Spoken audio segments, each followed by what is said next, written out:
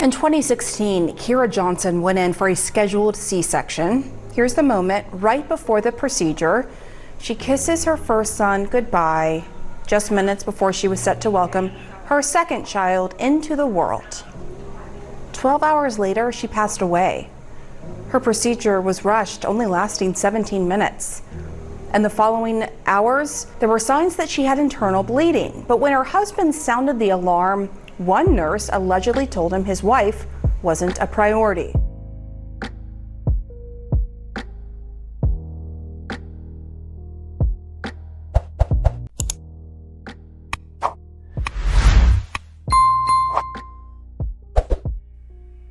This story takes us to Los Angeles, California, April 2016. Kira Johnson was vibrant, brilliant, and thriving in top-tier health. A world traveler who raced cars and embraced life to the fullest.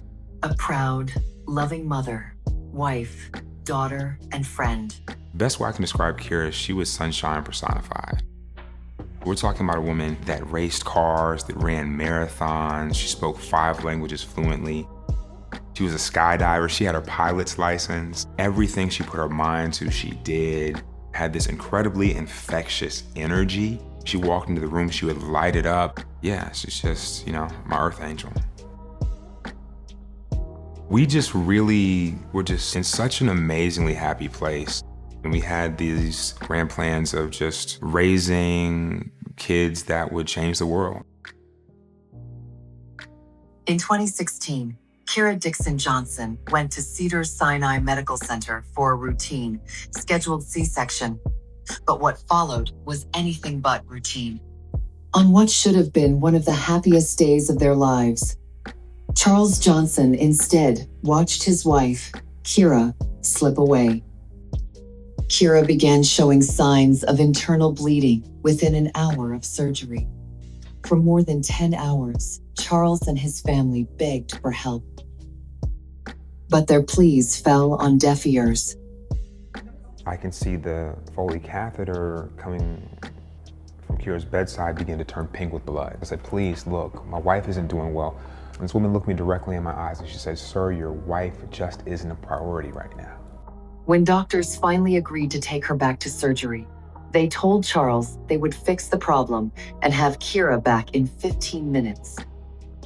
When they took Kira back to surgery and he opened her up, there were 3.5 liters of blood in her abdomen from where she had been allowed to bleed internally for almost 10 hours. And her heart stopped immediately.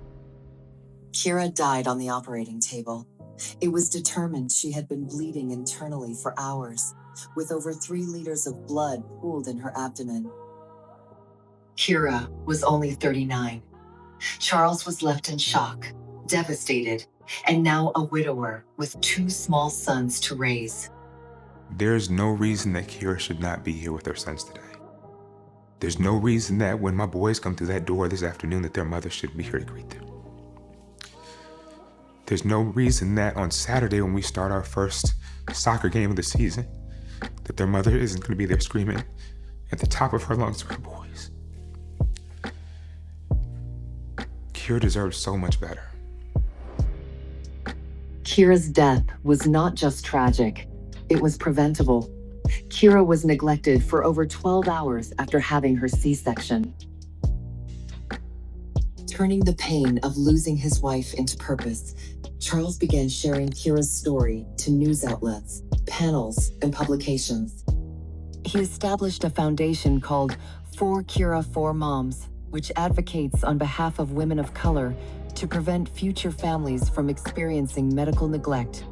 My wife would be here with her boys if it wasn't for the color of her skin. The death of 39-year-old Kira Johnson initiating the scrutiny after her husband filed a civil rights lawsuit against Cedars-Sinai Medical Center. It was later settled. Kira and her husband Charles, already parents to 1 son, a picture-perfect family. Charles Johnson and so many others keep fighting to make sure no more families have to endure this kind of loss.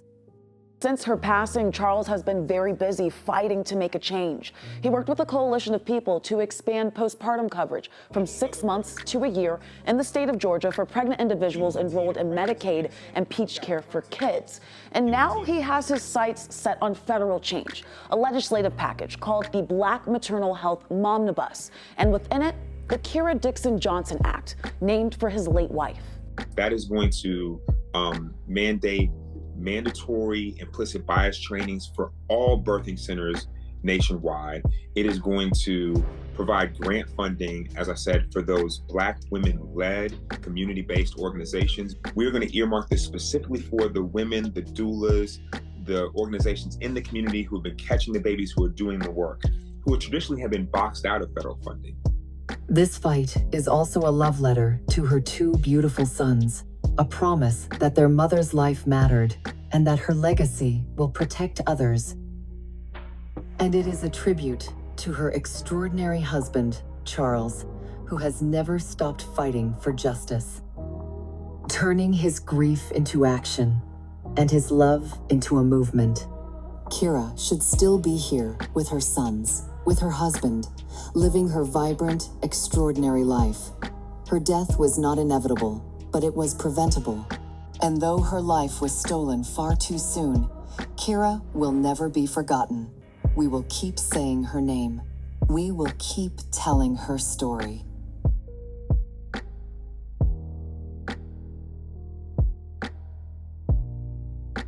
Yay, give me hugs.